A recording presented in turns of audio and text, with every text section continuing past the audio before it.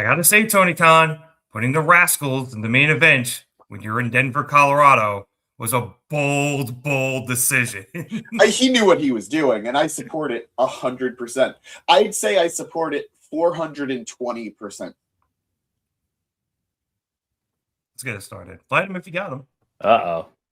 Yes, boy! French toast is the exchange student that you have like a 3-week affair with. We can see that you don't have pants on. Somebody hit somebody with a pie. Do something. Giovanni yelling we're out of time as we go off the air. Giovanni yelling a lot of things tonight. And welcome to the Mark It Down podcast. Hello, everybody, and welcome to another edition of the Mark It Down podcast. My name is Nick Cummings, and I'm very distracted because Twitter doesn't post our things properly anymore. Come on, Elon. Do something right. Yeah, for once in your actual life. Joined tonight by James Asante, back here once again to review tonight's episode of AEW Dynamite. Where Tony Khan and the AEW roster continue to bring it as we start with the main event of the evening, which was booked as a Mile High Madness. I didn't know what that was going to entail. Me neither, but we got anarchy all over the arena. Hello, me on the side over there because I forgot to mute myself. Anyway, you're right. It basically was an anarchy in the arena match. They even had Jack Perry's music going for a little while there. I was wondering whether or not they were going to play it a second time, but I think they heard the crowd and they played it a second time, and they popped a lot. So probably the play. But that was all happening while Jack was getting jumped to start the match because he made his entrance, got to the ring, and then he was then quickly met by Ricochet and Dezmond, followed by FTR. The Young Bucks then came out, and they just went diving off the ramp. We had another raised ramp up to the ring this week, so that made for a cool spot. And then the Rascalz followed up with him. I believe it was Dezmond, Xavier, and Wentz, Zachary Wentz. So yes, it was. Yes. So we had that, and we were then into the anarchy. We had a couple of fun spots that I just wrote down. Stokely was, for some reason, up in the crowd, and he almost got pushed down the steps by Nick Jackson, but Nick got stopped by Cash Wheeler, who then had Stokely stick both of his fists out and used him as a battering ram to send Nick down the steps, which is pretty funny. Coming out of commercial, we had third Rascalz member Myron Reed save Dezmond Xavier from getting thrown off the stage by Toa Liona, who was pressing him with one hand, by the way. And he used a fire extinguisher to do so. And good for Dezmond, he didn't get thrown off the stage into, I believe, a table. And then Reed chased Liona into the ring where he hit an insane diving. Excalibur called it a stunner. I thought it was a cutter. Either way, dude cleared the top ropes and jumped like 10 feet into the ring. That's one of his finishers where he does it normally from the ring to someone on the apron to the outside.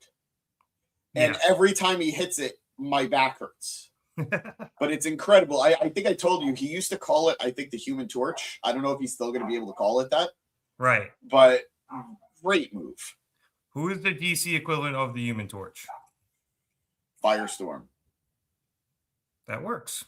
I mean, in terms of just firepower, sure. But very different. I'm nerding. Move. I'm gonna cycle. I'm gonna spiral down. Wrong nerd thing. Hi, nerd. I see you in there. What's going on, dude? Anyway, Reed ended up getting taken out when he got caught on a tope by FTR, and they just face planted him into the reinforced announce table. We'll talk about why that was later. Shortly after that, Jack Perry went underneath the ring and took out a vacuum cleaner, a la Luchasaurus. But this one was full of dirt. So as he was swinging it around, dirt was going everywhere. And eventually he took out the bin where all the dirt goes. And that was the cleanest dirt I've ever seen in my life.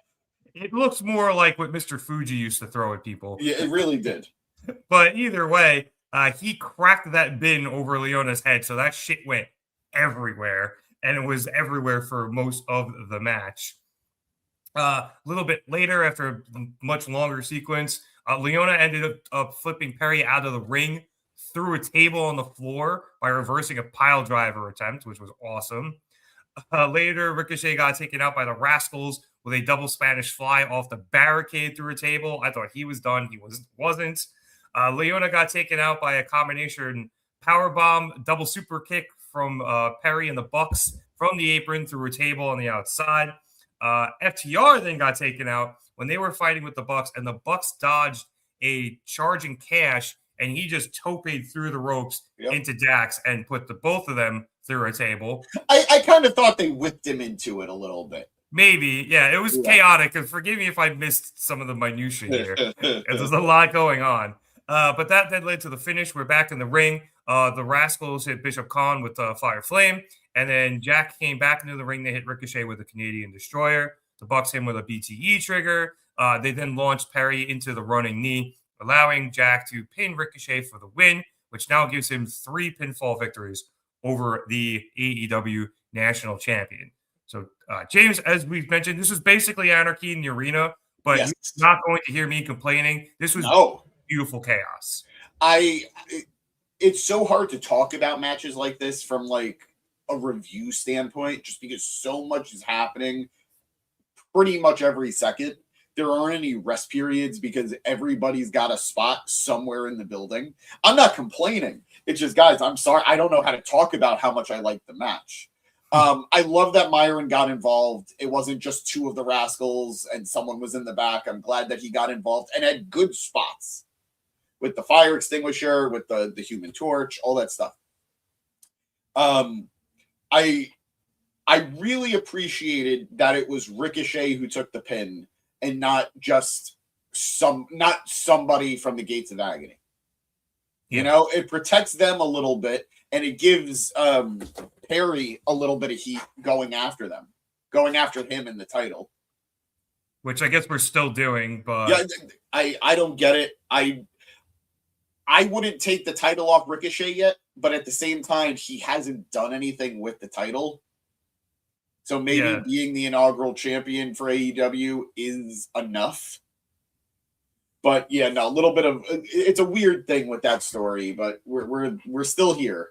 I'm gonna guess we get that one more time at Revolution, probably. And then maybe I wouldn't even be that surprised if Perry won just because they're in his home state or they're in his hometown. I believe he's from LA.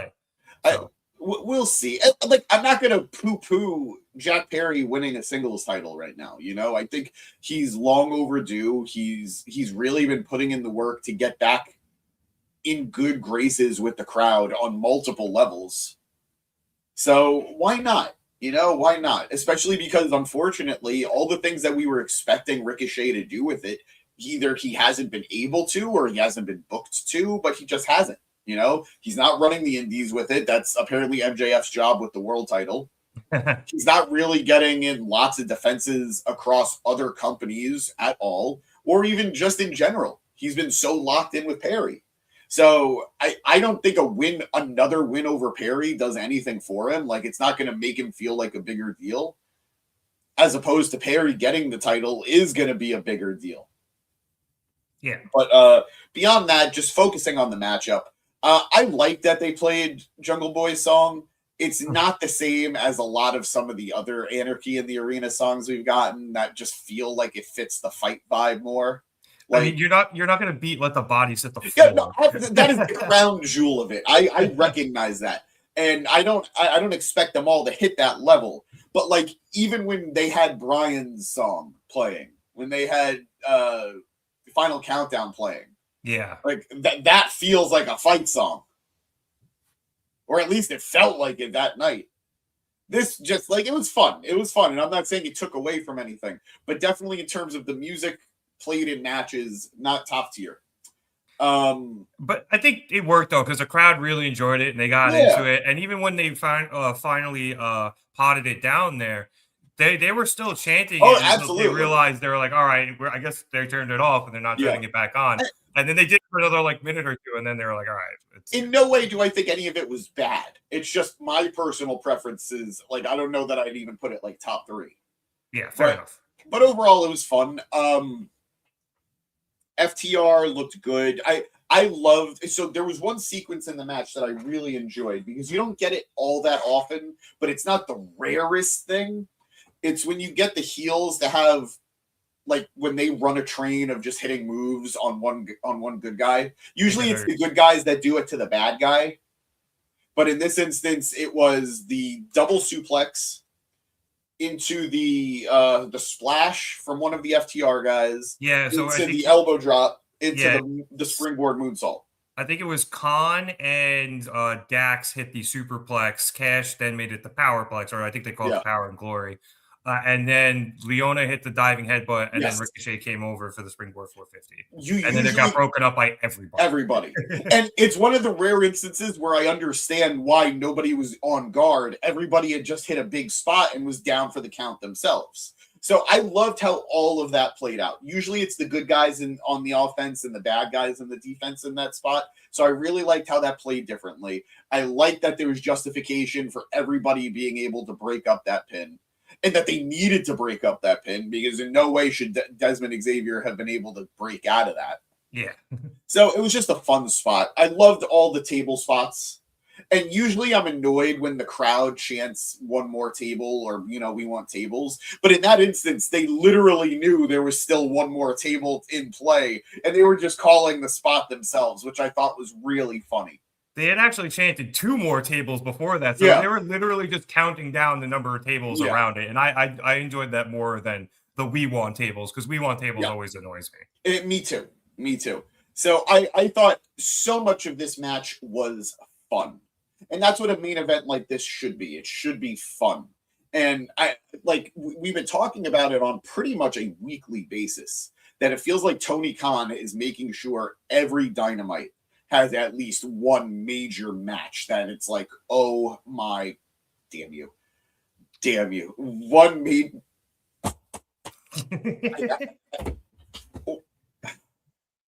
I swear I'm going to have to stop doing this because every time I do it, I just throw off your train of thought. You really do. Because even though I'm just like, just ignore it, I'm just going to do it. I can't. If that's like me telling you to ignore it after I say it. It just, we're not going to do it. But try. Every show is going to have one big memorable match, one big memorable spot. Like last week was Kenny versus Swerve. This week we're getting this match, and it was incredible. It was incredible.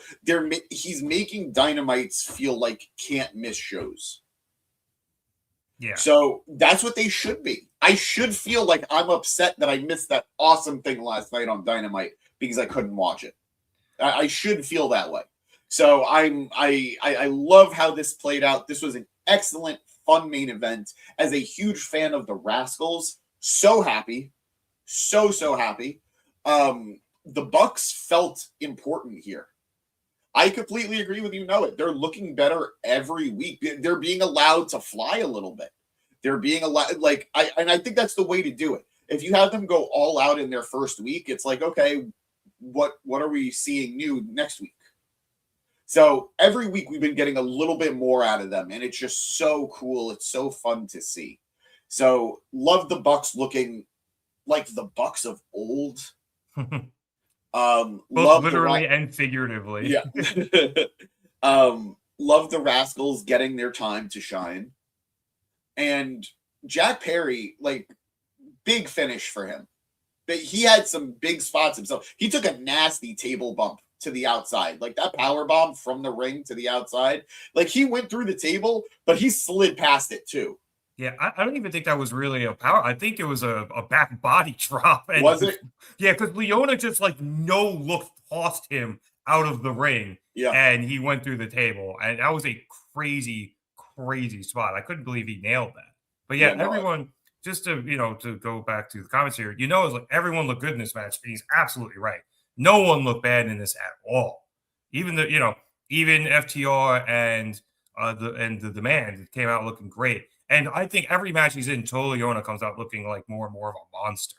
No, I agree. And we talked about this once upon a time, too, where to me, he was always to me personally, he was always sort of the third member of the team. I was super, obviously I love Ricochet. I was really super into Bishop Kaun. And I was like, okay, he's just the third big guy for the group. But he's more than proved that he belongs there and that he's thriving in that spot. Like that quadruple super kick, he didn't go down. Yeah, like he eventually went down, but he held out for a second. I think not only did he hold out for a second, that parry spot was about 30 seconds later. Yeah. So, they're not only showing how strong this guy is, but his recovery time as well. I have high hope for the two of them. The only real thing that I'd be excited about Ricochet dropping this national title for would be the three of them winning the trios titles. Yeah, that'd be cool.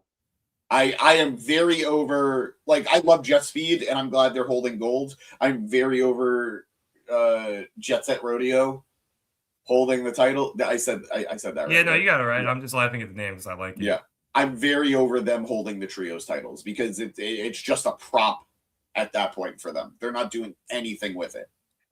The only thing that is advancing, and I guess we could talk about a little bit later with Jet Speed's match or Kevin Knight's match. There we go. But the only thing that's really advancing is Kevin Knight and what I feel is his inevitable heel turn. Yeah. I'm not looking forward to it, but I know it's coming. Yeah. I'm looking forward to it because he's going to do great with it, but I don't want it to happen. I completely agree. But I think what's going to probably end up happening is, well, I don't want to say probably because I really don't know what's going to happen in the MJF Hangman match. But at some point following Revolution, they'll drop the titles and he'll turn on Speedball. More than likely. And that's going to be a fun feud. They already had the one match during the Continental. Yeah. So now it's some sauce on it. Now it's some heat behind it. Oh, it's going to be good. Yeah. I want to go back to a point you made earlier, too, where you were saying, like, Dynamite just can't miss every week. And I also want to put out, because, I kind of mentioned, Collision is a much-watch this week.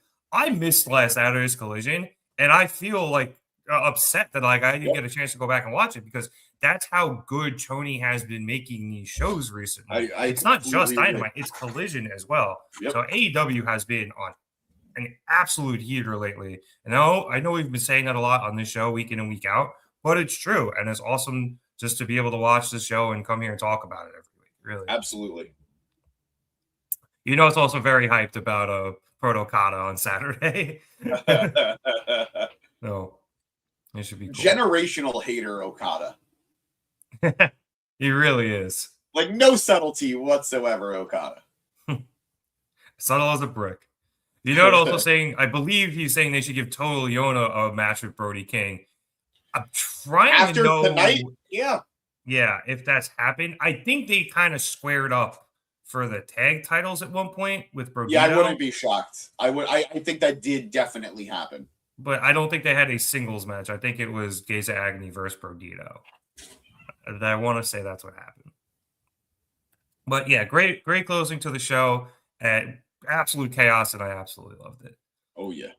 All right, let's head to the top of the show. We got a little bit of another cold open again, much shorter this time. It was just from the Babes of Wrath and MegaBad before their tag title match later in the show. But then we actually went to a promo package for the Young Bucks and FTR, which is actually related to the main event. And it went over everything that happened on Collision with the Bucks interfering in the tag match. I believe it was FTR and the Rascalz in an championship eliminator, and the Bucks helped the Rascalz win. And then because of that, FTR got in the face of the Bucks' parents and their brother, and Papa Buck shoved, I think, Dax, and that led to them beating up both Brother Papa Buck and Brother Buck, who ended up eating a Spike pile driver. So that was that. That's what led to this match tonight, amongst other things as well that happened on Saturday. But like I said, I accidentally missed Saturday. So I forgive you. It's all right. You know what watched for me. After that, we went to our first match. As it appears, our leadoff hitter continues to be Jon Moxley, and he faced Clon in another AEW Continental Championship Eliminator match. Been very interesting. All these guys have pretty much been Don Callis family members. Makes sense considering there's the upcoming Takeshita match. But should one of them win or get a tie, it would be very interesting to see how Don and the family would handle that. While I agree with that hypothetical, I don't think that's really what this has been about. It's real. Like I said it last week, and it's even more clear here. When was the last time El Clon had a match on Dynamite? A singles match? Singles, either or. He's been involved in some of the trios matches with, I believe, especially recently, the Death Riders and the Don Callis family. I think he was in one with Takeshita before Grand Slam. So, but I can't remember the last time he had a singles match on Dynamite. On Dynamite, no. He's had a few on Collision, but he hasn't really had them on Dynamite. So that's really what this has been about. Mox is literally. I am so happy that Mox has this Continental title. Whether he loses it to Takeshita or not, he's been using it to have matches with people lower on the card who would not have these matches otherwise. It's not even that. Recently, too, I think he's also just been doing a showcase for the Don Callis family. They're so big that I think a lot of these guys either can't get on Dynamite, or if they can, it's been in these trios matches. Yep. And these eliminators have allowed him to kind of work his way through the family, but help showcase them, in a non-kayfabe way as well. And in kayfabe for Don, if one of his guys ends up winning or tying and getting a title shot, cool. Like, I'm sure they'll handle it when they handle it. But if not, you have all these dudes weakening up Moxley for Takeshita come Revolution, which even kind of took place tonight. It was mentioned on commentary. Mox had a tope at one point, and they're like, "Oh, did he tweak that leg that he hurt in the Continental Classic?" You heard Nigel say, like, even if he, doesn't win, El Clon could expect a bonus in his check at the end of the month from Don. Yeah, I heard, that was a great line. That was a great line of commentary. Yeah, the amount of damage he's done to Moxley. So, like, it does make sense that it continues to happen. I just find it really funny. Yeah. I will say, and I don't want to take away from this matchup, but the one aspect of Takeshita potentially winning the title that would be super interesting to me is the Callis family would then have 3 of the 4 mid-card titles. Mm-hmm. And realistically, the 3 that matter. Like, I'm not trying to knock on the national title, but it's true. Like, they are the established mid-card titles that have prestige and have been around for a while. Yeah. So it's interesting to see how that would play out. Go ahead. Oh, I was just throwing up Philip's comments there. What's going on, dude? Oh, what up, man? Thanks for joining us. And you're right, Philip.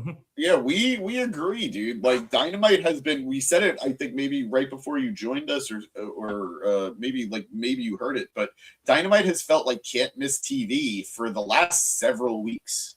AEW has felt like can't miss TV for the last several weeks. It's true. Collision has too, but like, just to focus on Dynamite, it is the flagship show. And every week, I'm not just talking quality, but it has that big fight feel. It has that memorable moment feel. And absolutely stellar job of just booking wise from Tony. And obviously the talent who have done more than step up to give us these memorable moments. So well done. Well done. Yeah, it's been quite enjoyable.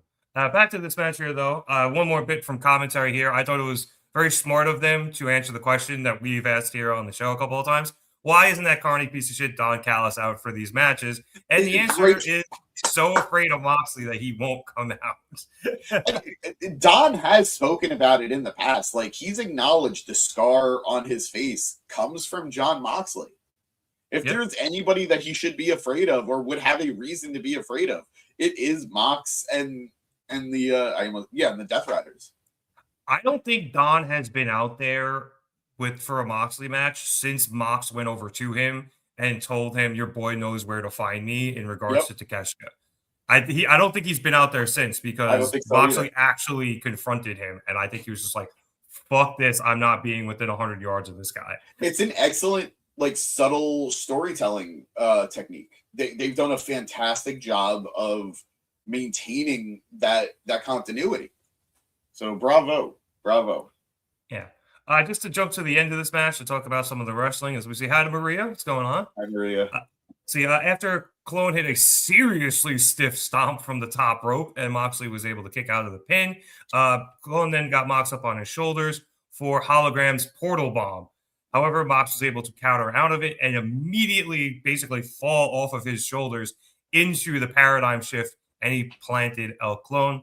Mox then followed that up with a Death Rider and pinned Clone for the win. So, good match, James. I was expecting a little bit more, but I guess Clone wanted to go for more of a brawl than some high-flying stuff, and it still made for a very good, hard-hitting match. Just not necessarily what I expected. Maria just straight up didn't like it. Fair enough. I thought it was fine. I didn't. I don't think it sucked, but I don't think it was. It wasn't Mox versus Mark Davis last week. I thought I was going to say the same thing. Match. And I don't know if this was just an example of two clashing styles that didn't really gel well. I think the spot of the match for me was probably Mox catching him with that cutter out of midair. Oh, I see. Mine was the spot right before that, where he did that. Clone did that moonsault from the ring, where he takes that one step and bounces himself off the top rope to the outside from like the opposite side of the corner, and then Clone threw Mox back in, went to the top, and Mox hit him with the cutter. So it was kind of just that whole sequence there. Yeah, in general, it was great. Like I wrote it down like that. That was nuts. It was great. I'm me personally. I think there were parts of the match that were great, but I don't think it all came together for a great match. Yeah, I think that's a fair assessment. And, I mean, whether that's because Clone isn't getting a lot of singles matches, like I believe you that he's definitely wrestling on Collision, but maybe it's just he's not getting as many singles reps as he needs. I don't know. But or it's the clash of styles. Either way, I thought it was a fine match. And just it did more of a job of continuing the story than necessarily being a memorable match that I'll look back on. Like I'm more likely to go back and rewatch the Mark Davis match than I would be to rewatch this match. Yeah, and pointing out maybe it started kind of slowly, maybe that kind of threw everything off. Maria agrees with you that the chemistry was off. So whatever it wasn't a great showing. But it, like you said, it did have some memorable moments. That kind of boosted it a little bit, and it did its job in terms of storytelling. Yeah, absolutely. Okay, all right. After this, we went to a video package recapping what happened at the end of last week's show with Swerve and Kenny Omega, and Swerve attacking him after their match. And then as that finished up, Prince Nana came out from through the crowd, yelling at the commentary desk, asking if they think Swerve cares about a $100,000 fine and a week off, which I guess means he was suspended. Well, I guess he was supposed to be. Yeah, we're supposed to be suspended. He then kicked the announce desk off the table and introduced Swerve, who came out from the crowd and hopped up on the desk. Swerve asked everybody if the sickos have missed him, and there were some cheers. And they should not have had the camera on the crowd because there were people that were like, "Yeah, we did." The sickos missed what they missed, man. And Swerve then says that he thought they would have enjoyed what he did to Kenny last week, but it's different when it happens to one of your favorites.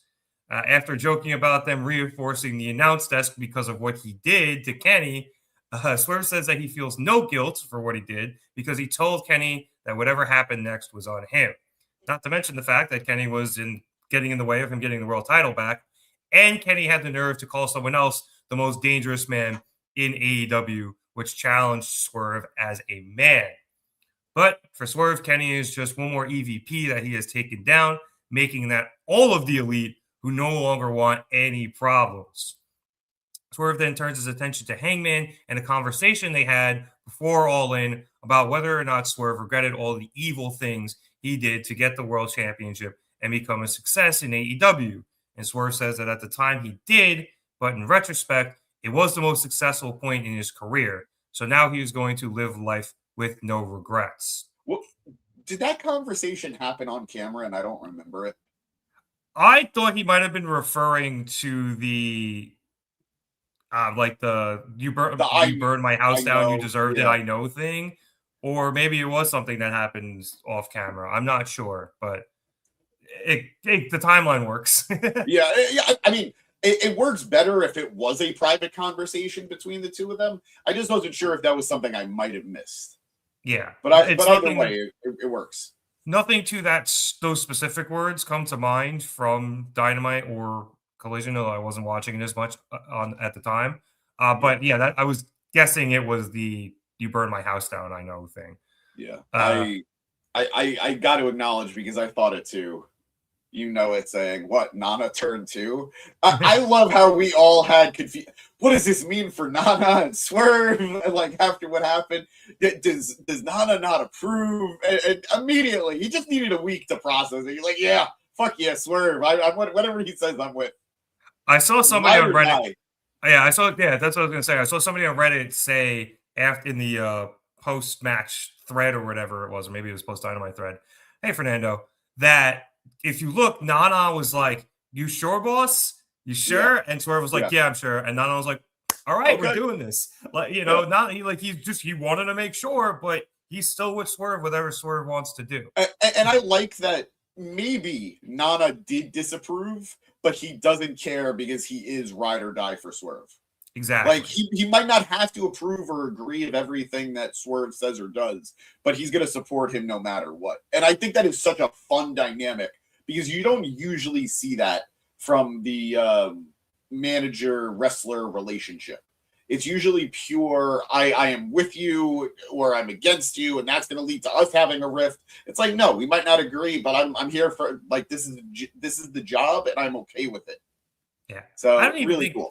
I'm not even sure if it was that Nana disagreed. I just think he was just like, this is the path you want to go back down? And he was like, all right, if that's your decision, I'm going to support you. I think it's a little bit of both, because he's shown disapproval for some of Swerve's stuff in the past too. Like, he said to, like, when he was feuding, I think, with Hangman, or like after the feud with Hangman, he told him, like, you got to acknowledge some of the stuff you've done. Like, you've got to acknowledge how your actions have taken us here. So I think that is his way of saying, like, I'm not always with you on everything, but I'm with you on everything. Yeah. So either way, no matter how you interpret it, I do think it is a layered relationship, which I think is cool. Yeah, it's got depth to it, because that's how friends should talk to each other and, have each other's back and stuff. To finish up what Swerve was saying, he issued a warning to the entire AEW roster. Every one of them is on notice, and any one of them can get clipped whenever he wants. And if anyone tries to stop it, he will remind them who the most dangerous man in AEW still is. And quick side note, in the middle of all this, somebody yelled at Swerve that he's a piece of shit, and Swerve just goes, "Your mama, boy." and that dude shut the fuck up real quick. That's how you know Swerve is around our age, because that is absolutely just the type of response we had when we were kids, right? Yeah. Oh, God. But to some of Maria's points here, this was an excellent segment, and a amazing promo from Swerve. And if we're back to this type of Swerve, this is the guy I want to see. No, I agree. I like Swerve no matter what, babyface or heel. I think he is so good at what he does. I do think he is more comfortable as a heel. Like, I've noticed, and I've commented on it in the past, that sometimes when he's a babyface cutting a promo, I feel like he's overthinking the things he says, and sometimes he stumbles on his words a little bit. Couldn't have been smoother tonight. And I think it's because he's more in his element playing the bad guy. Yeah.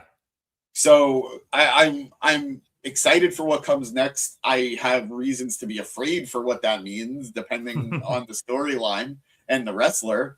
But it's a good time right now. Like, AEW's main event scene is so, like, packed, and you could argue that it was a little too babyface heavy. This is a much needed heel main eventer. Yeah, especially with Joe out. Exactly. You have MJF, world champion. You have Hangman, babyface. You have now Swerve, heel. Kenny, when he comes back, sooner or later, he will be coming back, babyface. Like, Brody King, who is still Andrade, heel, but he's got his own stuff now, so we'll talk about that too. Overall, it's just such a jam-packed scene, and whether or not somebody phenomenal joins in a couple of months, or a certain I area. think that's out. The conspiracy theories on this have been just delicious to read, but that's for a different day. Real quick, I saw, I don't remember if it was Gallows or Anderson, but one of them was like, yeah, AJ told me his neck can't do it anymore. I think AJ's done. And I mean, all right, if anybody else said it, I'd believe it. But there's the only bigger carny than the Good Brothers is Don Callis. There. But I don't necessarily think so either, but I know better than to rule anything out. But never say never. When a certain aerial assassin comes back. Yeah, that's the guy. Like, holy crap, this main event scene is packed. Joe too. So I'm very excited for what this means with Swerve. I think he's going to go on a tear. And whether he goes into Wembley as champion or he challenges whoever comes out of Wembley as champion, I think we're going to see him in a world title match sooner than later. Yeah, and he's just going to be fucking some people up in the next few months. That's what it is. And it's funny, too, because, like, even though he is heel, I could still see him in a title match against MJF. Yeah, they can absolutely. do a heel with these two guys because Swerve will get cheered in that match, even if he does the most heinous shit ever leading up to kind of proving MJF's point, right? Yes, which I think works. It's like you can have Swerve be getting cheered as the heel, and then MJF is still a heel, even though he's more in a babyface position because Swerve is just doing ridiculous things. But then MJF's like, see, I was right, assholes. And everyone's like, we don't care. And it'll probably fuel him and make him even more insecure as a character because this guy's doing all this terrible shit and you're still booing me. Fucking hell, Tony Khan is booking so good right now. I mean, when you have the talent that they have, it's great. And like, I hate doing this, but like, it's almost hard not to. Like right now, we're in the middle of Mania season for WWE. We're gearing up for WrestleMania. And there are lots of questions regarding the WWE World Title going into Mania. Who's going to be challenging? Who's going to be champion? I think we're all confident at this point that Drew is going to be walking into Mania as champion. But the real question is who's going to be the challenger. And one of the reports going around right now is that Mania is going to have a multi-man WWE Championship match. That it could be anywhere from a 5-man to a 6-man match for the WWE title at WrestleMania. And while you should look at that and think, wow, that's great that there are so many people that could viably go for that title, none of it is super exciting to me. As opposed to anybody that goes for the AEW World Title right now feels super exciting. Yeah. We could probably talk for the next 20 minutes about WWE versus AEW, but I'm not. That being said, if that report is true, kind of just took the piss out of the entire chamber on Saturday. So I mean, look, who knows what'll happen until it happens. Yeah. But realistically, I mean, again, not to criticize WWE while we're talking about AEW, but like,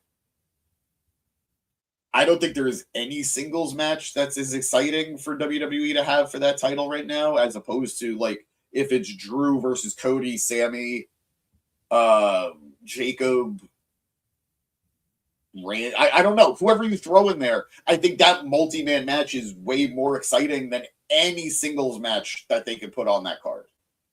And I feel bad saying that. Yeah. But I mean, they're throwing all their might behind the World Heavyweight Championship right now. So yeah.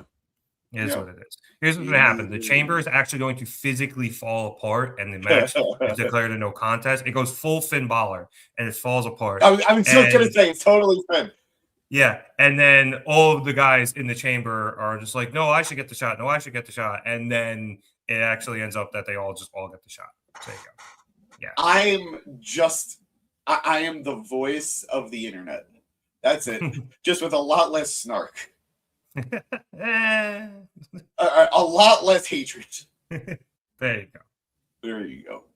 I've known you too long for you to say with a lot less snark. All right. After the Swerve promo, we actually got an immediate response from one Brody King backstage, who was with his man Bandito.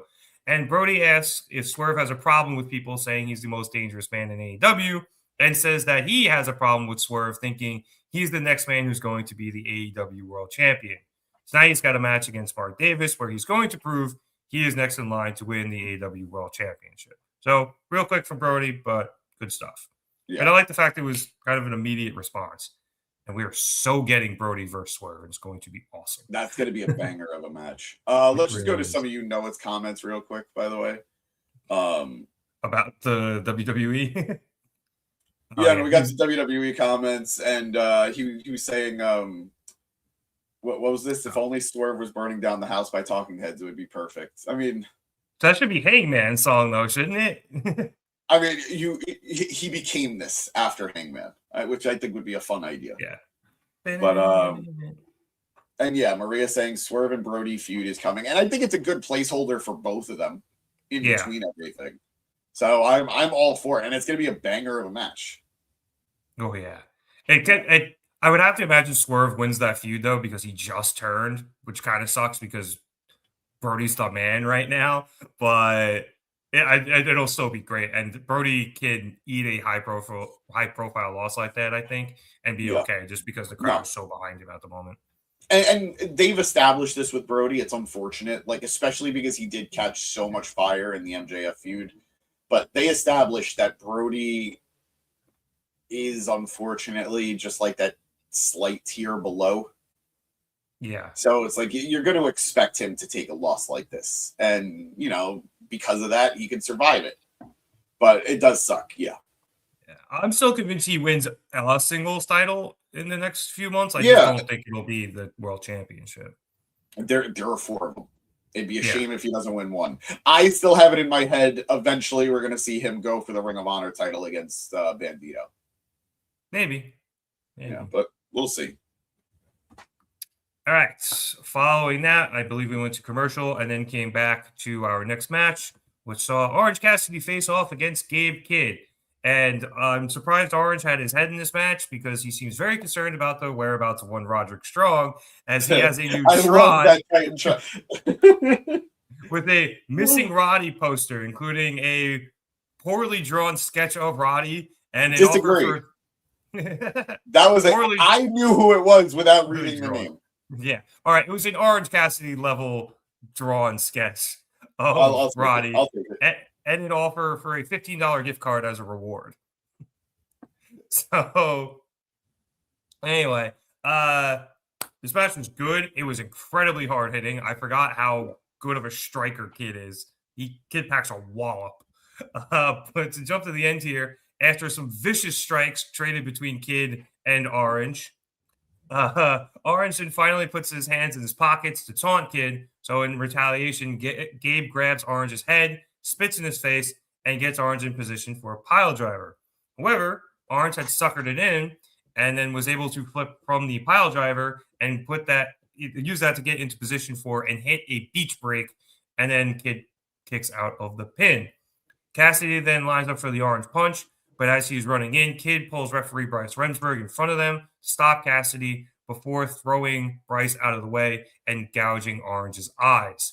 And then Kid uses that advantage to get Orange back into position for the pile driver, hitting his leaping pile driver to pick up the win. After the match, Clark Connors came out and the two War Dogs began their beatdown of Orange until Darby Allin's music hit and he came out for the save, nailing Kid with his skateboard to knock him out of the ring. Darby gets in the ring and then Connors stops kicking Orange long enough to realize that Darby is there. And the two kind of have like a stare down from the opposite corners. Darby then rolls his skateboard over to Connors, who's a little trepidatious about picking it up, but he finally takes the bait, and Darby runs over and hits him with a code red. Kid then gets back in the ring and looks to go after Darby, ignoring Cassidy, but Orange was able to recover, and he comes over and blindsides Kid with an Orange punch. Darby then goes up to the top rope and ollies with the skateboard onto Kid's back, and that sends him out of the ring and the War Dogs scurrying. So, James, this was a lot of fun, this match. It was. Good win for Gabe Kidd. I think Excalibur called it probably the most high-profile win he's gotten in AEW, at least in singles competition. I would agree with that, and it's why I think Kidd needed this win here, especially after the last couple of weeks where the War Dogs have been losing because Darby keeps kidnapping one of them during their matches. No, I agree. I mean, so right now, on a deeper level beyond that, there is a lot of speculation as to where a certain former member of the War Dogs is going to end up. I would believe that would be Finlay. Yep, David Finlay. Whether a lot of people expect him to end up in WWE, and I think that's probably the safer bet considering his brother's there, his dad's there. Like, I'd expect him to end up there. But while the War Dogs are a fun tag team right now, and they definitely have a little bit of bite to them, no pun intended, if you add their leader to that and make that a trio, there's a lot more to reckon with that group. And they do feel a bit directionless right now because for the longest time, Gabe Kidd was associated with the Death Riders. He was associated with Moxley in that group. And I don't know if you saw the report that I saw, but apparently it is official that Gabe Kidd is signed with AEW. Dual contract or full time? I don't 100% know. At one point I heard dual contract. At another point I heard he's just with AEW now. I'm not entirely sure. Connors is definitely just with AEW right now. Yeah, he signed full time. That I know. So, I think he got the graphic. Yeah. So when you take all that in, it feels like they're maybe setting up for something bigger with Finlay coming in to be their leader. And if you do that, that opens up the door to a lot of fun matches, a lot of fun trios matches. It's another gang to be weary of, and that's always cool to sort of peek your head out and be afraid of in AEW. But just on its own with these two, I don't know what they're building towards. Like, they're feuding with Darby, and I get that, but I don't really understand what the point is. I mean, obviously, this all stems from Darby taking on the Death Riders in the first place and Kidd being associated with them. Of course. I'm wondering, if and when we get probably this inevitable Darby and Orange versus Kidd and Connors tag match. I don't know if that's a Dynamite thing or that happens at the pay-per-view. And if it is a Dynamite thing, do we get the Darby Kidd? I think that would be a rematch at Revolution. Yeah. And if that does happen, I'm guessing there's a stipulation involved. Yeah. There's no way that's just another straight up match. Yeah. So I'm leaning towards the latter with how that all happens, but I'm curious to see who would win if it did. Just because I think Kidd got the last one. Am I mistaken? I'm pretty sure he did. So, yeah, Darby winning the hardcore. But, yeah, I think the possible addition of Finlay does very much change things and the dynamic in which that I think Tony Khan would continue. Yeah. And time will tell on that one. We keep hearing that apparently there are still a bunch of people that Tony has signed that haven't been made public yet. Maybe Finlay is one of them. I don't know. It's just pure speculation. But just focusing on this matchup alone, which I did drift away from, my bad. It was a fun little singles match. I don't think it was anything groundbreaking. I think sounded like something broke every time Kidd hit Orange. He is so he has really mastered the ability to look stiff while also being very protective of his opponent. Yeah. And I say this like I know, unfortunately, he did hurt Eddie way back when, but I think that was not his fault. That was a freak thing. I mean, didn't Eddie's leg wrapped around the barricade, right? So who suplexed him in a way that his leg would hit the barricade? Like, you gotta. We've come a long way, and I'm not trying to criticize him. I think he's grown very much as a worker since then. I think that was a learning experience for him, unfortunately. So I think he's really mastered how to look like you're really knocking the crap out of your opponent without actually really knocking the crap out of him. Yeah. So really fun match between the two of them. It's nobody's fault, but the finish just didn't look great with the way the camera caught it, where he was doing the eye gouge and the ref wasn't supposed to see it, but he definitely did see it. So he had to play into the fact, hey, what are you doing? And then he hits the pile driver, and Gabe does this thing. It's a great thing to do. He's looking at the card. He's looking at the cam while he's doing the pin. But the ref just took like a half second too long to start that pin. So it was just a very awkward gaze into the camera that Gabe did. And I was like, oh, God, this is uncomfortable. And not in a good way. It's just like, oh, God, I wish they weren't doing this. I didn't really pick up on that too much. I do like Kid staring into the hard cam while he does the pin. The eye gouge thing and Rendsburg kind of seeing it didn't bug me that much. You get eye gouges all the time, and referee's discretion.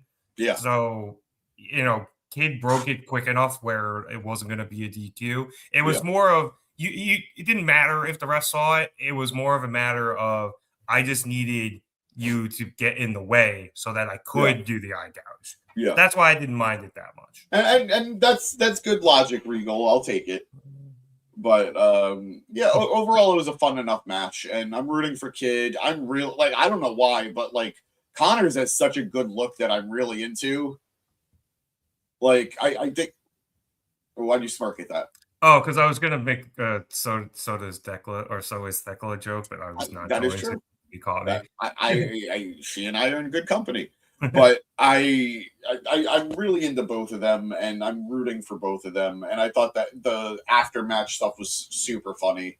Like, I was screaming at the TV, "Don't pick up the skateboard. There's no reason to pick up the skateboard. Just kick it behind you and just focus." It's a trap. Yeah, absolutely. It was Akbar was screaming his gills off for him. But just fun stuff, and I'm looking forward to where this goes, Finley or no. Yeah. Maria does think Finley will show up in AEW, and that he would probably get buried in WWE. I think so too. Like, I like Finley. I feel really bad about the position he was put in when it came to Bullet Club, because they needed somebody to take over from Jay White, and he felt like there was nobody who felt like they were in a position to do it. Yeah. So I think he did some really good stuff with creating his War Dog subgroup, but then he got like his legs cut out from under him because of House of Torture. So I just feel like I feel like he was put in an unwinnable situation. And I do think he made the most of it. He had some great matches in New Japan after becoming Bullet Club's leader, some great matches against Yota Tsuji. He's a global champion, so he's got the resume to be a big deal. But I agree. I feel like he has a hard ceiling in WWE, but a more of a range to possibly grow in AEW. Yeah. So, but we'll see. I'm not going to judge him if he does go to WWE. I understand wanting to be with family. Yeah. Some other comments here. Maria's very excited about Gabe Kidd being in AEW. So am I. Yep. Good question here from You Know It. He said Orange needs a bit of a refresh or a new squeeze. What do you think about that? I think Orange is sort of trapped in being in a situation where he did so much with a mid-card title that winning it again would feel repetitive. And while I would be more than happy to see him win the world title, it feels like they don't want to do it for whatever reason, whether it's they don't feel like he's face of the company material or whatever it may be. Which is funny because he does so much media. Exactly. I agree. I would be happy to have him as my champion tomorrow. I would absolutely take it, and I wouldn't hesitate to have it. But it just feels like Tony does not want to pull the trigger on that. So he's been, for a long time, he's been stuck in a limbo of can't go for a mid-card title, can't go for the world title. I'm having fun with the conglomeration. And it works. The conglomeration stuff is fun, but it's directionless. It doesn't have a goal. So maybe you put him in the tag division with somebody. I don't know who. He and Darby have a weird chemistry. Yeah. That has gone back for years now in AEW. So maybe if that's a direction you want to go, it'd be good for both of them. But I really don't know. I don't think a heel turn is in any way like necessary. I think you're barking up the wrong tree with a heel turn for him. But I don't know. I think he's in need of gold. I just don't know what it could be or should be. Barking up the wrong orange tree. Maria doesn't think he is world championship material. I think it could work.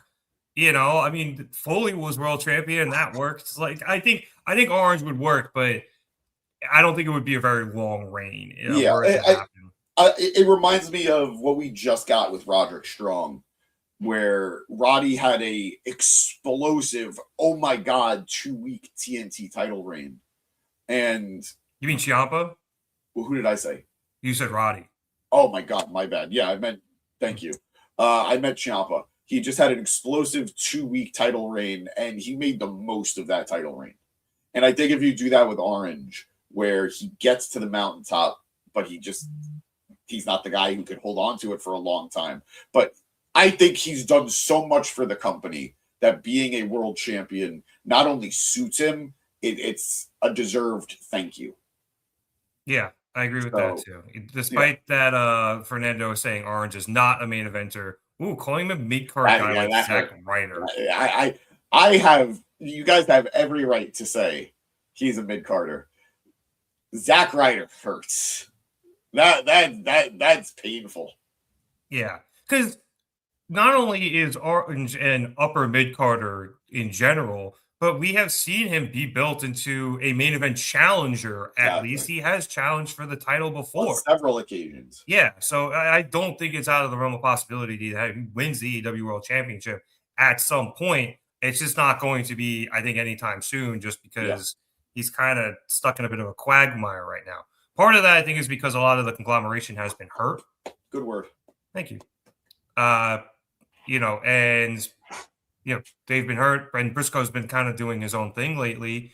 And you also have Roddy on the other side, who's just, he'd rather not show up and wrestle than say I'm part of this team. He's very clearly only, end friends when it comes to the conglomeration. But now I don't think he's end friends anymore because, as mentioned before, like, oh, does this lead to the tag team match on Dynamite or at the pay-per-view? I think it's probably going to be on Dynamite. I know Maria said there should be a Dynamite match as well, because I think we're probably going to get Roddy against Orange at the pay-per-view. Yeah. Roddy is most likely going to come back to kick the shit out of Orange at some point. Yeah. So. For no reason. Yeah, that'll probably end up being the thing. Good news, though, before I move on the conglomeration front, our man Tomohiro Ishii is healthy. Yes. And we were very concerned after last week, but it looks like he's good because he has a match on Saturday on Collision. And I'm grateful. I know he's got a big defense of his title coming up. The Neverweight? Yeah, either this Friday or sometime next week. I always call it the Neverweight. I know it's the Never Open Weight, but I just kind of portmanteau those. I get it. I get it. And Fernando, I get like Roddy is dull, but like for what he is, he's great. And we're not pushing Roddy to the main event right now. Oh, yeah. No. We're just saying he's turning heel on Orange. There are 2 of the 3 Undisputed Era guys who have won singles titles. Roddy is one of them. Cole is barely one of them. Kyle has not. Yeah. And again, he's also hurt. And that's, I think, a big reason why the conglomeration members are kind of struggling at the moment. Except, Briscoe's doing fine. And the women are doing all right as well. Oh, yeah, them as well. I was referring mostly to the men. But the women, I know they haven't really been hanging out with Orange as much. He's been kind of on his own lately. I feel bad. Let's keep rolling. Speaking of some friends of Orange Cassidy, we went backstage with Chris Statlander and Thunder Rosa. So some updates from Renee. Statlander will be cleared, but not until Saturday, so she can wrestle on Collision. I think it's so silly. They're like you'll be cleared. I know you will. Well, come back to me on Saturday, and I'm sure I'll be able to clear you. And then Thunder Rosa via a win last week on Collision. I believe it was against Julia Hart. She will get a title shot against Tekla next week on Dynamite. So Renee is kind of explaining all this and goes to ask questions, but Thunder just cuts her off, saying she doesn't have time for any of this. She calls out Tekla, cuts a promo on her, mostly in Spanish, but she does mention the fact that the title Tekla now holds was built by women like her. Statlander jumps in and once again tells Thunder that she needs to be careful, but Thunder says it'll be fine, especially when they defeat the Sisters of Sin in a tag match on Saturday. And then she starts talking shit to Tekla again, saying that Tekla called her a pera when she is la más pera, la mera mera, and she keeps going on in Spanish for a little while, and then she walks away. And then Renee asks Statlander why she's so keen on Thunder being careful, but Stat just kind of side-eyes Renee and walks away herself. Also, shout out to Nigel during the next match, trying to figure out what the translation of La Maspera was, and he just goes, bad bitch, right there, Excalibur. Excalibur's like, yeah, kinda. Are you allowed to say that? No, I love too, because that's the second time he was dealing with Spanish tonight. And he asked Shivani, you know what that means, right? And he said, you know I don't speak Spanish. It was just so random and silly. Baxter, you know I don't speak Spanish. See, Maria thinks that Statlander is headed for another heel turn. I really hope not. And the only reason I'm pushing back against this one is because, not that I don't think Chris can be a good heel. It's just we had such a weird flip-flop for her last year that I still have whiplash thinking about it. I don't think it served her well. I don't think it served the Willow story all that well. Like, they had a good match or two. They did. Yeah, that street fight was dope. But it was just one of those things that, like, I think it really hurt Stat more than it helped her. And it delayed so much storytelling that just, I don't know. I'm not saying I never want to see her turn heel again, but I don't need it anytime soon. And I'd rather see Thunder turn heel, because she has been spinning her wheels for what feels like years in AEW. And I know she's had a lot of injury time, that she's been off for long stretches of time, but I really think she needs a shakeup if she's going to keep up with the current batch of women. Because when she came in, she was arguably one of the better workers in the division. And I'm not saying that she's not a great worker now, but what I'm saying is the competition level has certainly risen since she came into AEW. Skill level too. Yeah. So I would rather, I know she's able to keep up, but I think a heel turn will inject her with just enough new juice that she could go for maybe the TBS title at some point. Yeah, I think that's fair. And I'm not even against her. Oh, sorry. I was going to say, maybe that's why Stat keeps just looking at her like that. Maybe she just don't trust her. Like, it has been a very interesting couple of weeks from Stat here in these backstage interviews, just because she's just, I mean, obviously she's very pissed that she lost her title, but maybe it's in the way she lost it. I don't know. It's very... Yeah, I'm very curious to see where she goes from here. Would you want to see her turn heel? No, but I just also love Stat and like rooting for her. Yeah. But like Fernando, who called her the female version of Roddy. Fernando's just out here guns blazing against everybody. See, Maria thinks Thunder is too much of a baby face to turn her at the moment. She's definitely going to be baby face next week. That match is in El Paso. Yeah. So 100%. Yeah, she'll definitely be next week, but we'll see what ends up happening to her in the near future. Whose jacket is it referring to here? Orange. Oh, fair enough. I think that's went by a refresh, new jacket. He doesn't want him to get, I mean, I don't think anybody does, except for all the people who think he's just a mid-card Zack Ryder. But anyway, let's keep going. After this, we went to what Excalibur said was a standby match versus Kevin Knight and my man Mansoor. The randomness of this was beautiful. I love Mansoor. I love Mason. Yeah, MXM is phenomenal.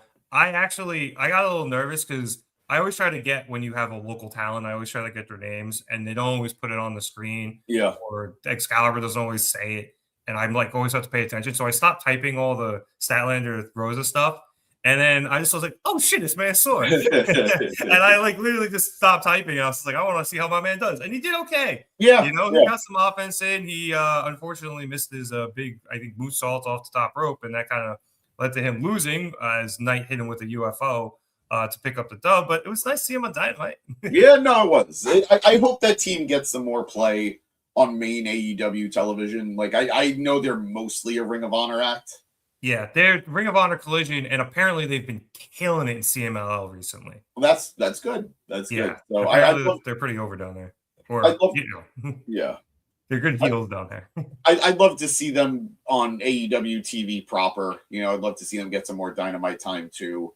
So time will tell on that. But happy to see him. He always does his best to make the most of his opportunities. Yeah. I always remember when he first got signed, that was the whole like WWE was just starting to go to Saudi stuff, and I'm just like, who is this guy? And now he's one of my favorite wrestlers. Yeah. Like sometimes how we get these guys isn't always the best, but sometimes it's worth it. Yes, it is. Anyway, after the match, Knight grabbed the mic to talk some smack, saying how good it was to get another win. He then says that Hangman and MJF are going to come out later and pick their stipulation. And I'll get to what he said after that in a second. But either way, they know Hangman is going to win that title. And Knight hopes that after Hangman wins, Page gives him the first shot at the title. And now Knight knows that it might be a little premature, but he says he's not just the future of AEW, he's the now. Yep. I think Knight screwed up here, though. I think he stumbled a little bit. Yeah. No, he said whether it's a one-way disqualification or a Texas death match in regards to the stipulation, and they hadn't announced what MJF stipulation was yet. Yeah. So he kind of spoiled it, and I am shocked Max didn't cook him in the next segment. I mean, you'd be acknowledging breaking of kayfabe, which is harder. Like, I get what you're saying. But if he did it, you're almost shining a light on backstage stuff, which is different than like drama, like real life drama. Like there's a difference. I think absolutely it's something he could have done, but I think this is a rare instance of nobody benefits from that burn. Let's just move forward. Fair enough. Yeah. I like Knight a lot. He seems, despite that flub, he seems a lot more confident than he's felt in a long time. Like he sounds really good on the mic. And I remember like early him where he wasn't getting a lot of mic time. So he sounds good on the mic. So that was cool to hear. Okay, sorry, I heard something outside and I got nervous, but everything's okay. This match was a fun tune-up match for Knight. They are really pushing him. Like, ever since the Swerve interaction, it's felt like he's had a little bit of a chip on his shoulder.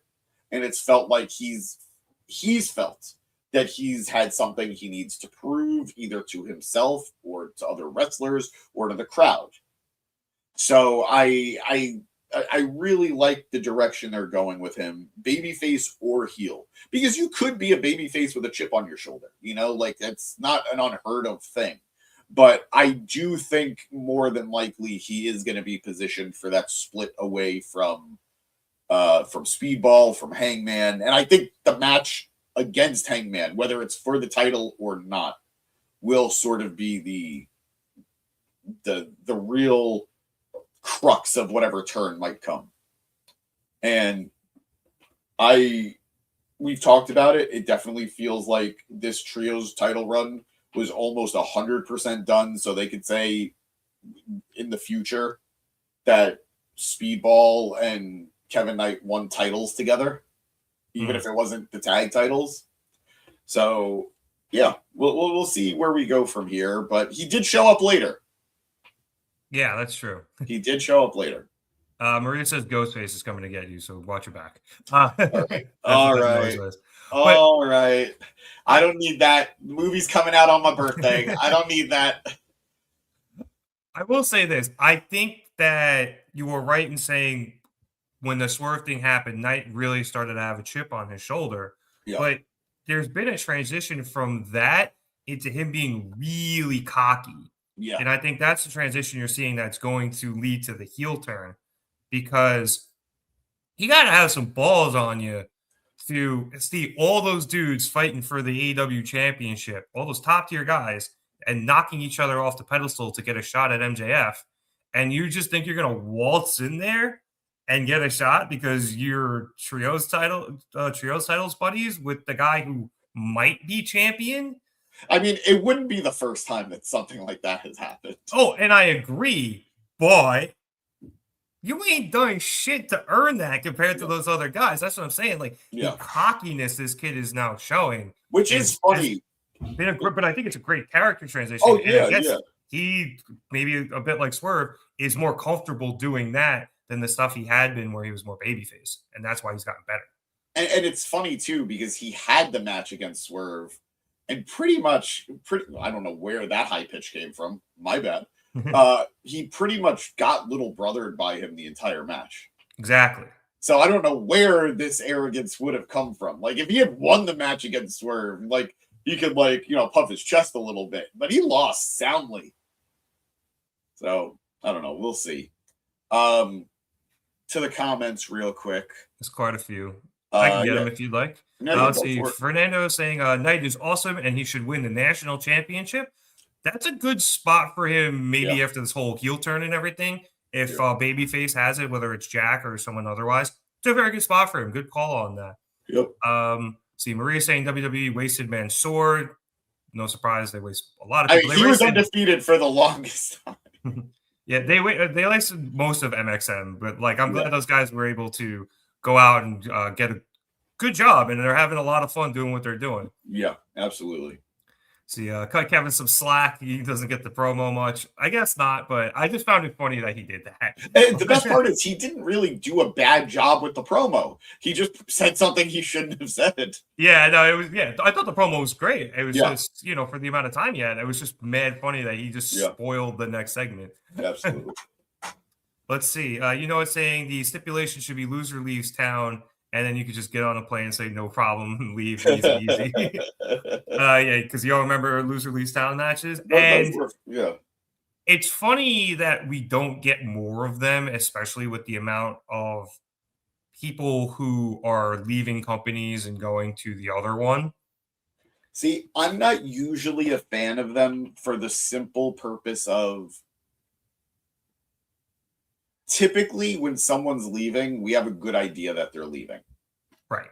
So when they happen, it almost feels like, well, we know how this is going to go. Like all the wind is sucked out of it because we're so privy to everything that happens backstage. Yeah, it almost ends up like in a Goldberg-Brock situation. Exactly. So, like, I'm not saying they can't be done. Like, it's just in the era of dirt sheet news being so prevalent, I think it's harder to have that genuine surprise. Like, unlike, say, when Hobbs left, when Royce Keys left, like nobody knew that was coming until the day it happened. Like, I had no clue it was happening. Like, we were blindsided by it. So if you want to do it, like, if you're going to keep it that close to the chest, sure, but it just doesn't happen that often. Yeah, it is very difficult, but I do think that also, too, a lot of these times, both companies are actively negotiating with these people. And whoever currently has the contract, they want to re-up that person. Yeah. And you're not going to do a loser leaves town when you're actively trying to keep that person on board, even if they are like, I am going to leave. Exactly. So, because with Hobbs, I think it was reported Tony was negotiating to the last possible second trying to get him to stay. Yeah. And he just wasn't feeling it. So I think that's part of the reason. I think part of the reason is what you said, where, it's tough with the dirt sheets and you just are kind of spoiled on a match and you know what's going to happen already, which kind of sucks. But I do miss them. They were fun. Yeah. It's a good way to get heat. Yeah.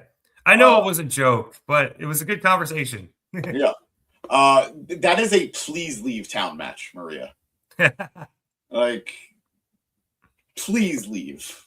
Go away.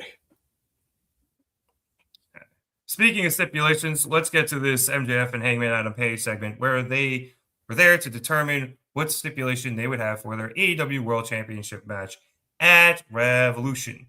So when Tony Schiavone is in the ring, he introduces the situation we have and the players, with Hangman coming out first, followed by MJF, who starts things off on the mic, obviously beginning by berating the crowd. And then eventually he addresses Hangman and says that Page was awfully brave to offer up never being able to challenge for the AEW World Championship ever again if he loses.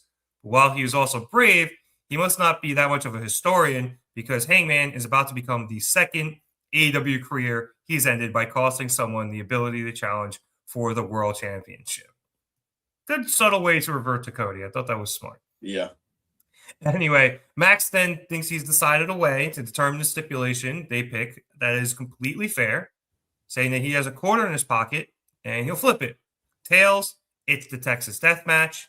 And heads, it'll be his stipulation, the greatest one ever created, and is what we were talking about before, the one-way no disqualification match, where he can do whatever he wants, and if Hangman even so much as looks at a weapon, MJF wins. And after a little bit of goading and pressuring, MJF gets Hangman to agree by calling him a coward. And so it's on. But Hangman wonders if Max knows what he's doing, because he says Texas Death will change you. Who would Max be if Hangman dragged him through a pile of broken glass, tearing the flesh from his back, or if he wrapped the length of barbed wire around his head and through his mouth, cutting his lips and hopefully cutting out his tongue in the process? That was graphic. Yeah, well, you know what? He would be doing the listening world a favor. According to Hangman, he would be. In Texas Death, none of MJF's tricks work, and even though Max is a devil, it is a special kind of hell. Now, Hangman says he could beat MJF's ass in any kind of match, including MJF's dog shit match, which gets a big dog shit chant. But he wants to leave no doubt that this is completely finished between them when it is over, because if Hangman can't beat a piece of shit like him, and then piece of shit got a big chant, he doesn't deserve the championship. Hangman knows and understands MJF, and he's feeling like a lucky shot tonight, so Max should just go ahead and flip the coin. So MJF does it pretty quickly, and it comes up heads, and that leads to Tony announcing that it'll be the one-way disqualification match. And MJF quickly grabs the coin, and he starts celebrating before trying to leave. And as he is on the ramp, Hangman stops him, laughing, and goes, "Max, give me the quarter." And MJF's like, "Absolutely not. I'm leaving. I don't want to be here any longer than I have to be. Screw you guys. I'm leaving. Max, You guys, I'm going home. Max, give me the quarter." And MJF just refuses to give it to him. So he turns around and tries to leave, but Hangman's like, I know there's no way you would leave this up to chance. Give me the quarter. And as Max tries to go into one of the tunnels, Jet Speed walk out, and they start backing MJF down. So he tries to go in the other tunnel, and then Brodito come out, and they back MJF down. And Hangman's laughing even harder now. Max, give me the quarter. And eventually, led by Brody, who just starts manhandling MJF. MJF returns to the ring and tosses the quarter. And Hangman reveals that it is a double-sided heads quarter. I would just like to say, I internally called it. Oh, same. I was just like, oh, he's got a Harvey Dent quarter. Yeah, 1000%. I also said Harvey Dent in my head, too. But I'm so glad. I'm so glad it played out this way. Absolutely. Like, they could have done just, wow, they actually flipped the quarter and a tails came up and Hangman won. But this was just better because it plays into both of these guys. It plays into MJF being who he is, just a smarmy bastard who is going to do anything he can to get what he wants. And Hangman backing up what he said last week, which was, we are the same person. We are so similar, and I know you. I know who you are, so I know what you're going to do. So I thought this played out beautifully. Yeah. Funny, two sides of the same coin. Yeah. Funny enough. I thought it might have been a weighted coin initially. Okay. If they were going to do or try to do a shoot version, but I think this worked way better. Okay. I was going to say, just to finish things up here, because as MJF tried to talk his way out of this, being like, so who's got a quarter? Anybody else got a quarter? We'll flip again. Schiavone then gets word from Tony Khan that because the quarter was rigged, the match will indeed be Texas Death. And then Hangman leaves with a big smile on his face while MJF just kind of collapses to the mat after he realizes what he's done. So I loved all of this. I think this was such a fun segment. I think this was a great way for them to, to continue their face-offs in a fun back and forth manner. It does double down on how I feel, though, that it makes no sense that Hangman put his future title challenges on the line. There's no reason to. I still don't understand the reason for it. Just because he wanted this match to be Texas Death, he was like, well, if you give me the stipulation I want, I'll put up any future title shot forever. But, there was still, a whole thing about it. There was still well, MJF wants his. So the way it's been explained was these two just needed to agree on what the stipulation was. Right. So no matter what it was going to be, Hangman was putting his career on the line. And why then? I don't get it. He had the title match. Like we talked about last week, it was a little convoluted in the way all this was set up. Hangman desperately wants to end this between the two of them, and he figured the best way to do it is Texas Death. MJF refused to agree to that. Okay. And so I think what ended up happening was Hangman said that if you give me a stipulation, I will agree to put my, ability to challenge for the AEW World Championship on the line for the rest of my life. He said, I'll give you my word. Right, which I think is going to be important wording in the future. Should Hangman lose, but we'll talk about that later. Yeah. And then so basically what it came down to is both men got to pick a stipulation. If they agreed to go with either one, then Hangman would give his word that he wouldn't challenge for the title in the future. Yes. If they couldn't come to an agreement, it would just be a standard match. Yes. And the reason Hangman put that up again is because he desperately wants this to be over between them, and he figures either I win in a resounding fashion in some sort of stipulation of a match that ends this, or I lose, and if I can't beat him, I don't deserve to have the title anyway. Now, granted, Hangman also probably got a little over his skis last week, because you could see when he walked out, and we talked about this last week, he was like, shit, what did I do? He got a little emotional and he just went for it. Shot from the hip, So was it a little convoluted last week and then leading into this week? Yes, but I think they worked it out in the end, and this ended up being a very good segment. Yeah, no, the segment was great. I personally just still think it's silly. Yeah, it was a little, like I said, I'm going to continue to use the word convoluted. Yeah. Silly, it could also be one, if you just thought because of how many moving parts there were, it just made it silly. Yeah, I think beyond the moving as well. Beyond the moving parts, I don't think there's a reason. I don't buy that Hangman felt I needed to put this on the line. I personally don't. But that's me nitpicking. I don't want to nitpick, especially because I'm going to enjoy the match, especially because I'm enjoying every other part of this. But I personally think that one part was just unnecessary. Unnecessary. Yeah. It feels like unnecessary drama for a situation that didn't need it. I'm just hoping Tony, and he usually does, Tony has a long-term plan with this being a stipulation. I am so glad the rest of the internet is 100% on board with the theory that Hangman's heart is going to stop at some point. And then when they resuscitate him, game on, baby. Zombie Hangman. Yeah, he goes to Swerve and he's like, you're the only person who would do this to me. Kill me and bring me back. It's like the end of Mission Impossible 3. I need you to take the defibrillator, stop my heart, and then restart it again. And there you go. That's how we get PCO in the company. Yep. All right, but to get to some of the comments here, Maria asking, would a draw count as a loss? I don't think we're getting a draw in Texas Death. So in theory, like in a hypothetical other scenario, a draw would not count as a loss.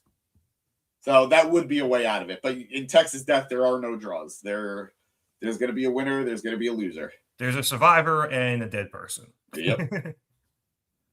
Let's see. Some fans, I got a good keepsake from the coin. They could sell on eBay for a quarter. I guess so. Let's see. Fire promo from MJF and Hangman. Yep. Yeah. Yep, Tony, absolutely. You fucking mark. Hey, man, we got jackets. Maria called us a clunky beginning build for this main event. Yeah. Clunky is also a good word, just because I think a lot of people were confused after last week, but I do think the execution tonight really saved it. Yeah. Maria also saying this wasn't earned. Yep, and I agree. I'm going to, again, still slightly push back on that, just because I think MJF is so conniving that you have to offer him up something that level for him to probably agree to this. So let me just ask this, and I feel bad that I'm pushing this point, but Hangman already earned the title shot. He beat Andrade. That's how he's in this title match. He's got what he wants. He's already beaten MJF twice last year. He doesn't need Texas Death to beat him. I get what you're saying. It's because he feels that this rivalry is far more personal and that this is going to be like the end of the two of them ever feuding. I get all that. That works for me if this had been a longer feud with a match that had already happened. If Hangman had challenged MJF cheated or whatever, and Hangman does not beat him, and then he's like, I need another shot at this. I'll put up ever being able to challenge for the title again if you give me one last shot. Isn't that what's kind of happening, though? It's just happened in the four-way match and not one-on-one. No, Hangman had that match, and MJF kicked him in the dick and stole the title from him. And I get that. But after that, he beat Andrade to become number one contender. So this is literally all about Hangman saying, I want the match that I want, not the title match. And I think that to me is what's making this feel so silly, because you've already beaten him one-on-one. This is now, and you've done a great job of explaining Hangman's state of mind, but this just feels like vanity in a situation that didn't feel, as Maria said, earned. Yeah, he's pissed that he got kicked in the dick and he lost the title to MJF the way he did. I get it. But wait, he didn't lose the title to MJF. He lost the title to Joe. So it feels silly. It feels like this should have been a second or third match in a current feud, not something that's picking up from a storyline that was a year ago that, quite frankly, I wouldn't have remembered off the top of my head if they didn't talk about. Honestly, it is vanity. I think that's also part of it. There's a lot of layers to this, and I know it's making it confusing. And you're not wrong. Your opinions aren't wrong here. Like, it is a little silly, but it's part of it. The vanity is Hangman did something stupid, and now he's got to go with it. If I was on Being the Elite, I would smack him upside the head and say, "You're being silly. There's no reason for this. This is why he needs Dark Order. This is why he needs his elite friends. He needs people to talk sense into him." Yeah, Hangman could use somebody to occasionally check him. I think that's a good point. All right. We could spend a lot of time arguing about this. We have. I'm hot right now. I'm muted. Got a little more left to go. All right. After this, we went to a Brawling Birds backstage promo from after their win last week. Windsor and Hayter were super hyped. They were celebrating. They were, GGEZs, all that. And they started saying that they're there to beat the hell out of people because, as Windsor put it, they don't give a fuck. And then Hayter's like, wait. We're the Birds. We don't use that type of language. We're better than that. We don't give a flying fuck. And then they both go get some pints because they're thirsty. This was so corny, but in such a cute way. Like, I don't know if you know this, but I learned extra tonight that Jamie Hayter is British. If you didn't know, this promo definitely let Oh, she is in fact British. It was cute. I'm liking that they're developing a rapport on camera. I like that they're developing personalities together on camera. I really hope that their gimmick just isn't we're two British girls now. But tonight really made me feel like that's the direction they're taking these characters. But for now, yeah. I think we established the team for now. Yeah, it's a little, Russell Crowe fighting around the world, but great reference. Jesus Christ. Overall, though, it was fun, and I'm just glad that there's another tag team in the women's division. Yeah. Yeah. Trust me, this won't be completely British, though, until they use the C word. I don't know if they're going to get that past any censor. Probably not, but I mean, I didn't even want to use it here, and I'm somebody who occasionally uses it because the Irish. All right, that led into our AEW Women's World Tag Team Championship match. We saw the Babes of Wrath face off against MegaBad, who were with the newly signed Lena Cross. Very excited to see her in AEW. James and I are big fans. Absolutely. All right, so I'm going to jump to the end of this because unfortunately this match ended fairly abruptly. Where Willow hit a cannonball to the outside, and she got Bayne back into the ring and attempted to hit the Babe with the power bomb. However, Bayne is able to counter, so the two of them end up in the corner. And as Willow was setting up, Cross grabbed one of the tag title belts, got in the ring, and cracked Willow upside the head with it, and that caused the disqualification. And then Bayne and Cross beat down Willow and Harley, and Bayne, hit the exclamation point by tossing the tag belt onto a downed Willow. Now, all of this happened because it appears that Penelope Ford got hurt during the match. I haven't really checked reports. I'll probably do that when I throw it to James here. Early thoughts were she might have done it on the moonsault to the outside right before the commercial break. She just didn't land properly. And people are thinking maybe it's her foot or her ankle. And people who were on at the show said that she was snuck into the back during the post-match beatdown. So, James, this match was just kind of warming up, unfortunately, and it was looking pretty good. But decent chunk of it took place during commercial. And when we came back, we had this pretty quick end to the match as they audibled out of it. But I mean, hopefully Penelope is okay, and this was just a short-term thing. But it's unfortunate this happened. Especially, a lot of people think that MegaBad was actually going to win tonight, especially considering the end. It certainly felt like the way they pivoted, they were going to win. One, I'm just sad for Penelope Ford. She is such a dedicated talent who has been hit with road bump after road bump, roadblock after roadblock. And it's you don't want to see anybody get hurt, but especially when somebody is doing their best to overcome it, it just hurts even more when it happens. So we obviously hope and are wishing a very speedy recovery to hopefully what will only be a minor injury. We don't know until we know. The match itself, they were building to something. You could feel it building. I thought that they were hitting a good stride by the time they hit commercial break. So it's unfortunate that, everything happened when it did. I don't want to say one way or the other if I think either team was going to win. I don't know. Certainly it looked like we were leading towards MegaBad winning, but I do think that Willow and Harley were building, they were building a fun offense. And I think everybody was doing their part really well. I don't know how much more to comment on this match just because it was an incomplete match. And I think the bigger story is obviously the injury. But as far as the ending goes, I think if you're going to have to pivot, they were very lucky that Lena Cross was there because it gave them an out to build to that DQ, even if it was unfortunately clunky. But we're going to be understanding given the fact that this wasn't what it was meant to be. Now, I'm seeing some comments from Maria, and I do want to hit that up real quick, but I don't know what the pivot is here. Maria is saying Megan Bayne becomes the new TBS champion.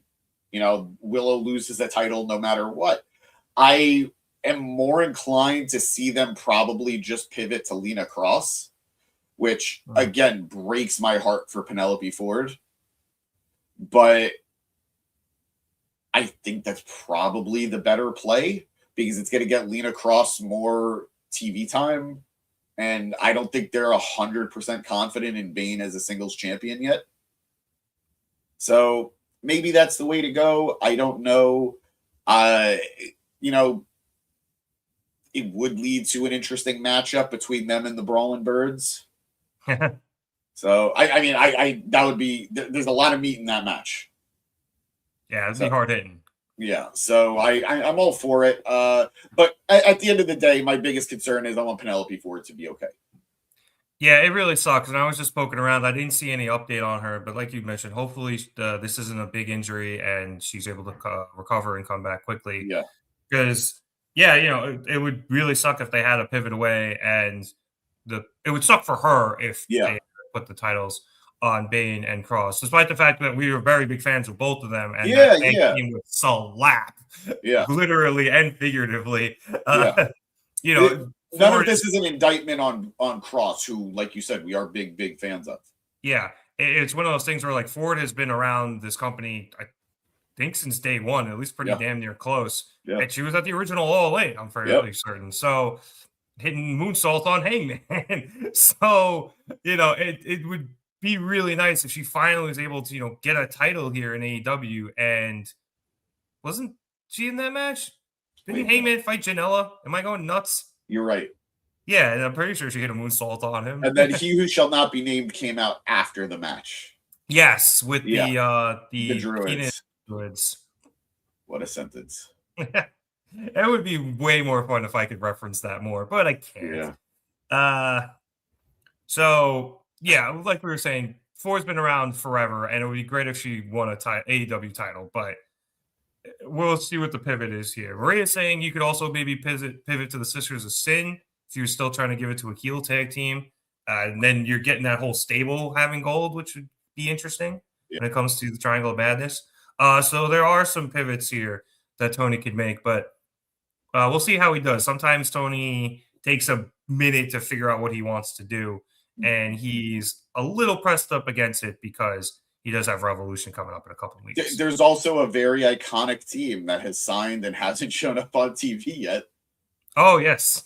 So, you know, we have options. Yeah, maybe Tony draws some inspiration from that, and, you know, we'll see what happens. Bravo, sir. Thanks. That was good. That was a good one, too, there. Yeah. The Shaq and Kobe alley-oop. Oh, yeah. Ford skipping a Lego match. I remember that. That was bad, too. I mean, I'm in a good way. Like, the Legos always work. Yeah. What's worse, do you think? The Legos or the Peter Avalon Brandon Cutler match with the D&D dice? See, all right. I'm going to go dice because dice are actually actively going to be pointing up at you as opposed to Lego. I guess it depends on the die, like how many sides there are, but yeah, if it's like a 20-sided die, that's going to suck. Yeah. 6-sided, you might be okay. 3-sided, awful. That's just a triangle. At that point, that's a tap. Yeah. So, yeah, I'm going to go dice is worse, but I don't want either. Yeah, they both seem like they suck. Yeah. Okay, last match we have to cover. Hold on. One last thing here. One more. Skip, Kip, whatever. I just want to say, Nick Wayne just came back. Oh, good. He just came back on Ring of Honor. So that group is absolutely coming back. I'm happy for Kip. I'm happy for Nick. I'm happy for Kevin Knight, who's very excited that Mama Wayne is back. Bonk? No, absolutely. The internet was bonking him. So, yeah. I wonder if he's like super tight with. I didn't see the post. Was it a bonk-worthy post, or is he just tight with Nick and maybe his family? The post was Nick Wayne returns, and then he captions with a picture underneath. He captions, "Wait, does this mean? Is it?" And then it's the Grinch with his like hair. Oh. So people then started to bonk him because we all knew what he was talking about. Fair enough. right, let's hit this. The final match we got to talk about here. And James, you mentioned meat earlier. This was a meat match. Brody King versus Mark Davis. That carny piece of shit Don Callis was on commentary because John Moxley was nowhere to be found. Yes, sir. To jump to the end of this, after staggering Brody, Davis hit the ropes, attempting to get in his big lariat, but Brody was able to duck it, throw a right hand that Davis blocked, but unfortunately for Davis, he blocked it with that bad hand. Now, if you remember last week against Moxley, he cut that hand open pretty badly, and Brody had caused him to re-injure it again tonight.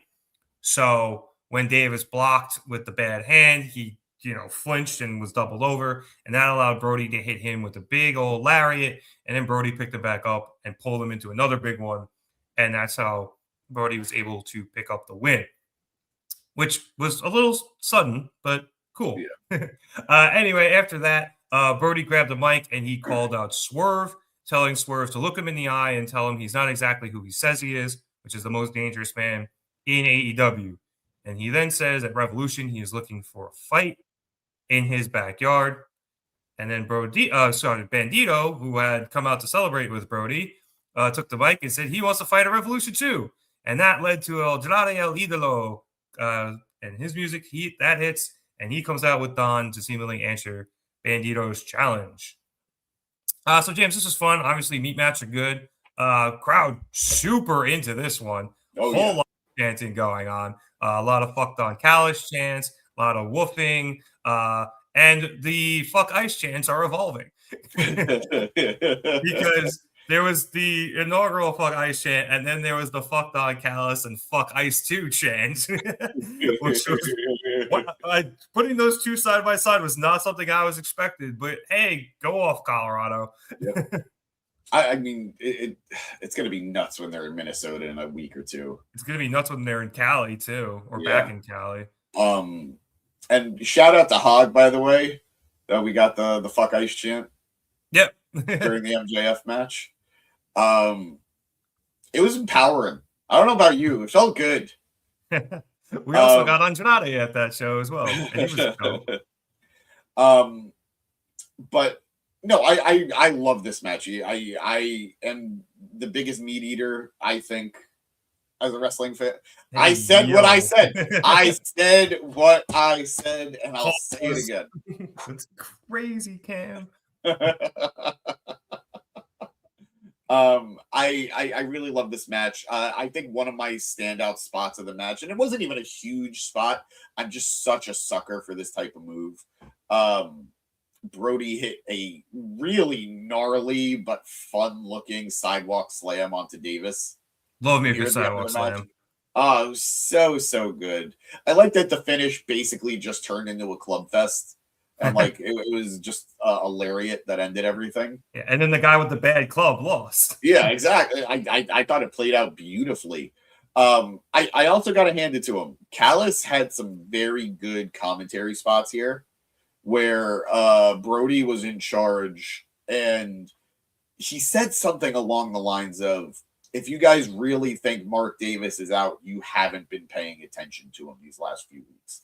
Yeah. And on one hand, you could just say that's a heel, protecting his heel guy, but it does speak to the toughness that Davis has shown these last few weeks.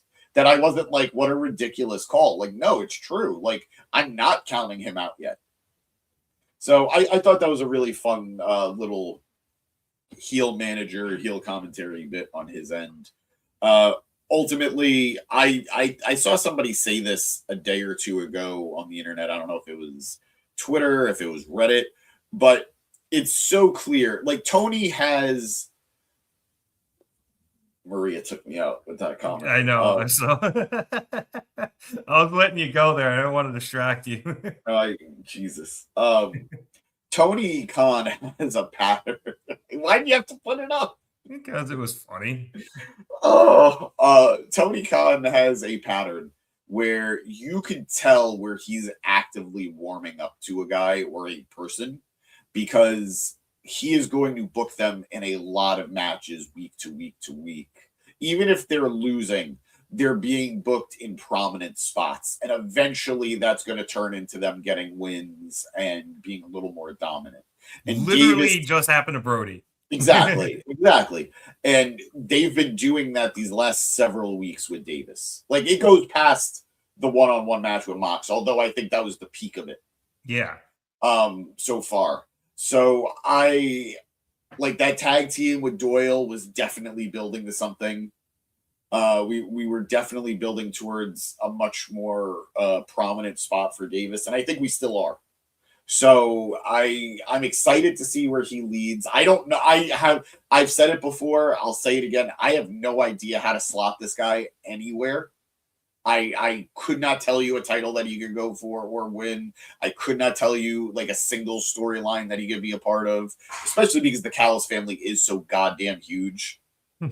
But I'm excited for him, and I'm happy for him that it finally feels like he's finding his footing after such a bumpy road upon arriving in AEW. Like, they signed a contract and he got hurt.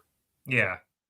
So I'm really, really pulling for him, and I think he's making the most of every opportunity that's been given to him, this match included. I wonder, depending on what happens with Fletcher, who we'll talk about in a second, and if he breaks away from the Don Callis family, if that leads to a good TNT title match for Davis against Fletcher. Maybe. You know? Honestly, maybe. There's a lot there. Yeah, there's that story has been percolating for so long, and I still don't have a clear picture of where the pieces are going to fall. Most of them we know. The Callis family or the Fletcher Davis thing? Honestly, both.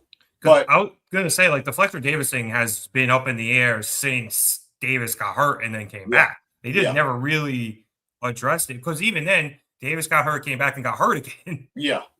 So, and then he came back as a full-fledged member of the Don Callis family, as opposed to he was just kind of like he was regrettably in there, and it was just Don owned his contract.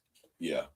I just got to hit this comment real quick for Maria. Mark Davis, a new member of the Ops. I think there is one person on that roster who is so tailor-made for the Ops, and we got to get there, and I think it's Ciampa. I think Ciampa, and if you want to put Roddy in there too. Roddy works good in the Ops, especially because he won't have to really talk as much. Exactly. It's either Joe. I mean, Shibata doesn't speak English, and he's great in that. And Hook he's starting to get his legs under him a little bit with some of these promos, especially the pre-tapes. Yeah. So yeah, good call, especially because if Roddy's turning heel. Yeah. It's right there. Regardless, I am super into both of these guys, Brody, and then we're going to talk about the promo that happened after, of course, I'm sure. Yep. But I'm excited for the trajectory of both of these guys, and it's cool that AEW has been cultivating these big guys, like Brody, Doyle, Davis. I know he doesn't wrestle much anymore, but Archer. They have Joe before he left, Royce Keys. They have big, meaty men. Yeah, and they revel in it. They like giving us those matches. Come on, it's right there. Anyway, but, we enjoy those matches too. And we want that meat man this match, Tony.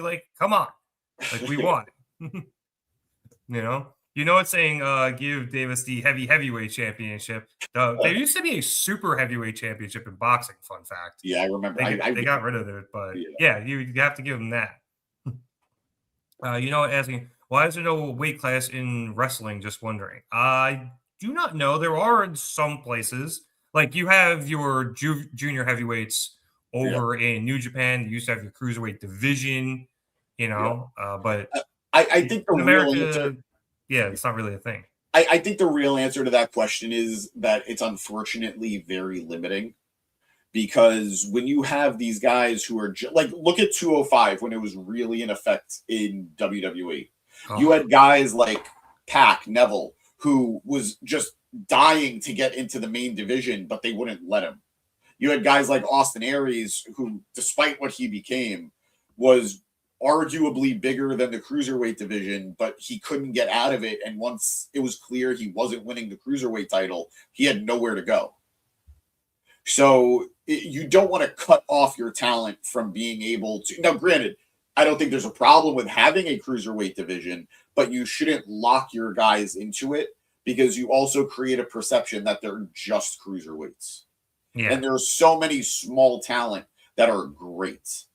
So I am always iffy on that division. It's why I love the X division for TNA, because it's not about weight limits. It's about no limits. That's their tagline.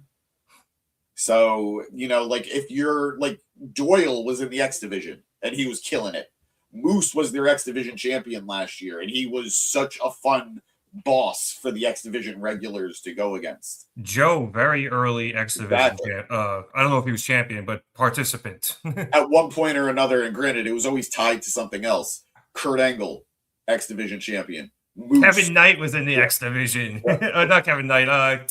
Kevin Nash. Yeah, Kevin Nash. Bobby Lashley, former X division champion. So Maria throwing out Abyss. Is he in there as well? I don't know if he ever won the X division title, but I know he wrestled X division guys, and he that works. X division matches. Yes. So I think that's the way to do it. I think it's okay if you do want to have separate divisions, but at the same time, those guys can go back and forth. You don't typically see it that often. For the third time tonight, you're telling us that wasn't a serious question. But you're leading to fun discussions. Yeah, really. So I keep them coming. Also, pointing out Davis had a little bit of spit in his beard before the match started, and it made Mark look crazy, and he liked it. And honestly, I don't mind it. I didn't mind it that much either. It makes him look nuts. It's good. Yeah. It's good heel work. I don't have to like it, but I can respect it. Yeah. It makes him look, and I mean, it's like, it almost makes him kind of look, I don't want to say dirty, grimy, I guess. Yeah. Savage, like a bunch of things. And when he was like really returning the second time to the Don Callis family, he was drinking every time he was out there, so that's probably part of it. My man was not taking care of himself. Brushing the Fosters. All right, let's hit up that last segment, which was the Kyle Fletcher backstage interview that we had referenced. We got to talk about what happened after Brody King and Davis. Do you want to talk about the Swerve call out and the Andrade stuff? Okay, yeah. I feel like we gotta. I guess. All right, go. Okay. After the match, Brody King. I read all that down already. We just didn't talk about it. All right, then fuck it. Okay, let's just go. Oh, okay. Well, I mean, I will bring up, because you reminded me. Maria made this comment that Swerve's going to take out Bandito. I can see it. See, please go ahead. It makes a lot of sense in my head, except for the Andrade thing. See, yes and no, because here's my thing. It's very clear they want to put gold on Andrade. And I was under the impression it was going to be the CMLL title. But if they'd rather it be something more in-house, like the Ring of Honor title, it's a good way of putting a belt on him without having to worry about any of the AEW belts that are locked into other people right now. So I'm not opposed to it. I would feel bad for the whole thing. Makes me feel bad for Bandito, where it's like he's the Ring of Honor champion, but he does kind of feel like Brody King's sidekick right now, and that's rough. That's rough for the title. It's rough for him, especially because of the year he had last year. Yeah, he won Wrestler of the Year, right? Yeah. So, I don't know. That title does need to change hands, and there just hasn't been anybody that's really been worthy of taking the title. Andrade is more than worthy of being Ring of Honor champion. Yeah. I don't know if he wants to be locked into being the Ring of Honor champion either, though. Be a banger. Or the match. It should be a banger in general, so... Yeah, I think both those matches, it looks like they're going to happen at Revolution. Both the Andrade, Bandito, and Swerve Brody. So hype is real. Fun stuff. Am I being called out for my poster on my wall? I don't think so. I think he's just kind of mentioning that you have one. Yeah, it's there because he made the joke about us. Why so serious? Like the poster on your wall. Maria responding to this being the X division was during the Immortal storyline. Thank you. Cool. And it's saying the Ring of Honor title seems a bit low for Andrade at the moment. I I think when booked properly, the Ring of Honor title is on par with any of the mid-card titles that AEW currently has. Yeah. Like, it should be even higher because it's a world title, but it just, realistically, it's not. And I think more than anything, it's meant to be dressing on just another prominent member of the Don Callis family. Like we were talking before, Okada has the international title, Fletcher has the TNT title. We're like, if Takeshita wins, he's going to have the Continental title. So adding the Ring of Honor title to it is just another, like, Thanos with the Infinity Gauntlet kind of thing. I mean, you could also say, you know, going back to my theory, if Andrade has that, you add to, hey, we're all champions, except you, Takeshita, because you keep losing, you know, and further leading to him, you know, either getting thrown out or wanting to leave the Don Callis family. Absolutely. Absolutely. All I think of with the Ring of Honor title and Tony owning it now is that if it was just a year or two earlier, Kenny would have absolutely added the Ring of Honor title to his belt collector gimmick. But Ring of Honor at that time did not want to play ball. Yeah. But I get why, but oh God. Oh, yeah, you know, back to Kenny. At some point, Don will have a picture and he will be holding all the titles while the family is behind him. I need one of his portraits where he's like shirtless or in this instance naked, and he's just, the only thing covering him is all the gold that his guys have gotten for him. Yeah, no, that's what it'll be. Yeah. It's gonna be glorious. All right, let us, as we continue to talk about Don Callis family, actually get to this Fletcher interview. So after congratulating him on the win and hoping he enjoyed his celebration down under, Renee asked Fletcher about Tommaso Ciampa, saying that the TNT title is still his. And Kyle said that Ciampa wanted to come to where the best wrestle, and then he got in the ring with one of the best, and he lost. And if Ciampa thinks that he has some sort of claim to the title because he held it for 2 weeks, there is not a chance in hell, and there is not a chance that Sylvie is going back to him as the belt has now become Pinky, and it's not going anywhere because he is the greatest TNT champion of all time. And as he finishes up that sentence, Kazuchika Okada slides on over, and he says that they are both the greatest champions of all time for their belts, unlike Takeshita, with a statement which doesn't sit well with Fletcher. Okada then says that Kyle is his best friend and offers up that they should team up together on Collision for the first time ever as Proto-Okada. And Fletcher daps him up and replies with the Proto-Okada in agreement. And then Renee actually is pretty excited about the prospect of this happening. And I want to quickly shout out at Lucy is just Lucy on Twitter because she called him Pinky in the Rain. And that's so much better than Proto-Okada. Both are great, but that's great. Oh, God.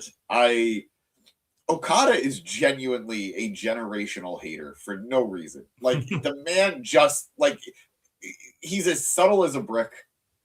He will say what he's got to say, and he's, like, he makes me, like, want to side with him. He's charming as hell. And he's funny. He has unbelievably good comedic timing in what I assume is his second language, maybe his third. I don't know how much Spanish he speaks, but he is a comedy wrestler trapped in the body of an ace, one of the greatest of all time. Yeah. he would love to wrestle like R-Truth and Santino, but he's too goddamn good that they won't let him. Or who's that guy in New Japan who always Toriano. Toriano. Still the greatest Moxley picture ever after Yano beat him in the G1. Yep.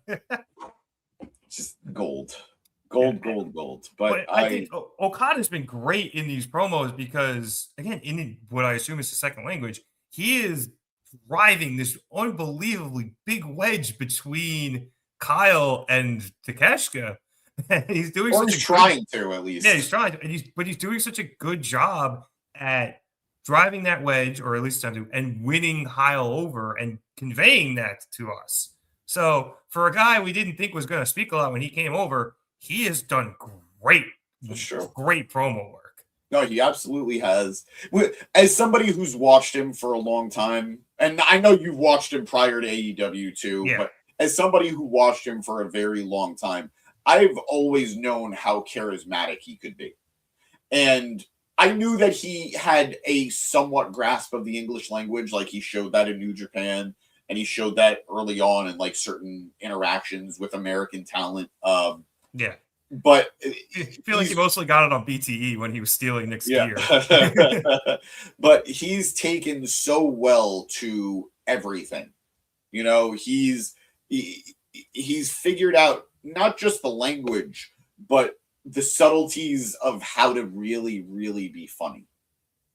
And sometimes it's cartoonish, like, I'm so sorry, bitch. Like, that was fucking amazing. It was so silly. It was so stupid, but he did such a great job with it. So I know sooner or later we are going to get back to Rainmaker Okada. I'm not even saying as a babyface. I'm just saying like a serious Okada. And when it comes, it's going to be fucking scary. But in the meantime, this has just been such a funny road for this character to go down. Yeah, I think it's been nice for him because he's been able to get away from Rainmaker Okada for a while. Yeah. I think he was probably a little tired of it and maybe wanted to switch it up a bit, especially again. He wants to be a comedy wrestler. It's in his blood. He absolutely loves it. And he's been able to do that while still putting on, you know, some serious bangers when he gets called upon to do so. Yep. And it's been nice and refreshing for this character. And then I'm assuming at some point before he retires, I don't know when that's going to be, but, you know, he's on the back nine of his career, I would imagine. Hold on. Or at least him being in, you know, top. All right, to give you perspective, Okada's 38. Yeah. The style he wrestles, especially for what was Japanese, like the standard, he could easily, in my mind, wrestle another 12 years and be at the top for another 5 to 6. Okay, that's fair. And I would still consider that. Maybe it's the start of the back nine, but I would consider it that. But I think more my point was when Tony decides to pull the trigger on him getting the AEW World Championship, which will happen at some point, I would imagine. You have to believe, you have to believe it will. Like, there's no way in God's green earth Tony's not having him as part of the lineage of that title. Yeah. Then we get the Rainmaker back. Yeah. I don't know when that's going to be, but I have to imagine we see that, you know, within those 5 to 7 years, like you were saying, where he could still legitimately be on the top of his game. Absolutely. In the meantime, just, you know, let him keep doing what he's doing and keep him away from balloons. Yabba dabba do. All right. And on that note, that was Dynamite. And this was a weird one, James. Honestly, like now that we've kind of calmed down and we've had some space from the main event, which was awesome. Yeah. I think, you know, the Mox match being okay. And then you had that women's tag match ending the way it did. It was kind of an up and down type of show, or I guess maybe down and up. But that last 45 minutes, let's say, everything that happened after the women's tag match really helped bring this show home and make it a much better one than I think in its totality than I think people will probably realize. No, I'm inclined to agree with you. I loved, like you said, I loved Brody King versus Mark Davis. For me, that hit, you know, that scratched an itch for me personally. Yeah. Main event was incredible. I think objectively just a fun time, and they made the most of their time too. It's hard for me to blame anybody for what happened with the women's match, just because that was such an unfortunate. That was just such an unfortunate situation. Like, you can't blame anybody for an injury. Although I will say we did kind of skate past it. Those women did not catch her. So I was going to say, trust me, the internet's blaming everybody enough as it is without us saying anything. Yeah. I've seen a lot of people saying that that's not necessarily a position where you have to catch the person. It's more of a you land on your feet and roll through thing. It's probably a little column A, a little column B, a little column. Shit just fucking happens sometimes. Yeah, exactly. And it's unfortunate. Stop calling people out when you don't know. Yeah. No, I agree. The internet. I agree. Maria really did not like that match. But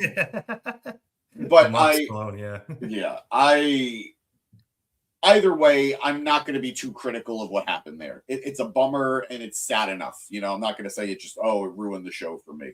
I really did enjoy the MJF and Hangman segment. I thought that was very good. Yep. I thought Kevin Knight, even whatever about the match, I thought that was a good, showing for his character. And I don't think Orange Cassidy versus Gabe Kidd really did anything for me, but at the same time, I appreciate where those characters are going.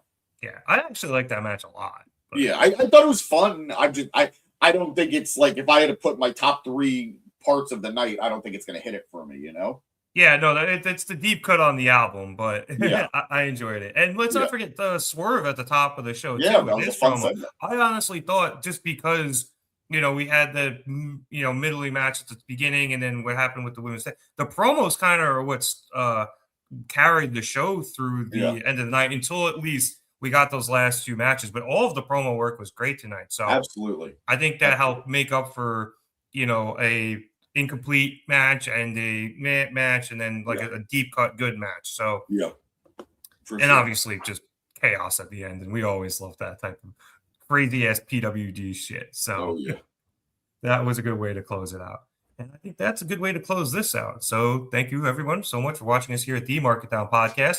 We'd appreciate it if you like to subscribe, like the video, let us know you're enjoying what we're doing here on the show. We'll keep going, and if you subscribe, you can get all the great stuff here on the channel. Got the Gym Pack Zone tomorrow, I'm presuming.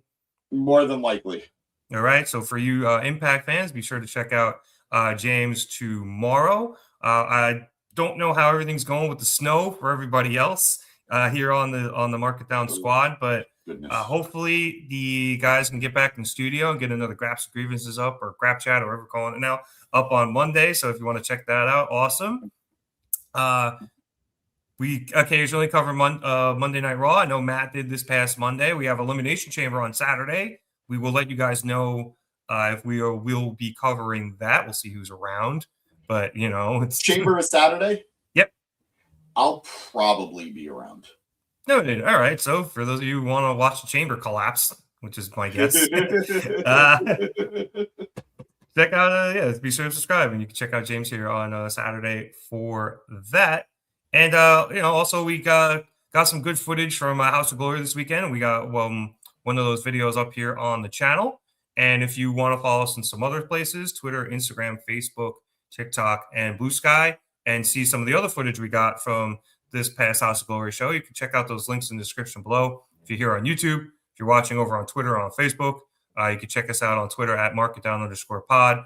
Instagram is at markitdownpod, youtube.com/@markitdown or markitdown3665. Markitdownpod.bsky.social, or just search Mark It Down Podcast on any of your platforms, and you will be able to find us there. James, anything before we get out of here? I'm getting old.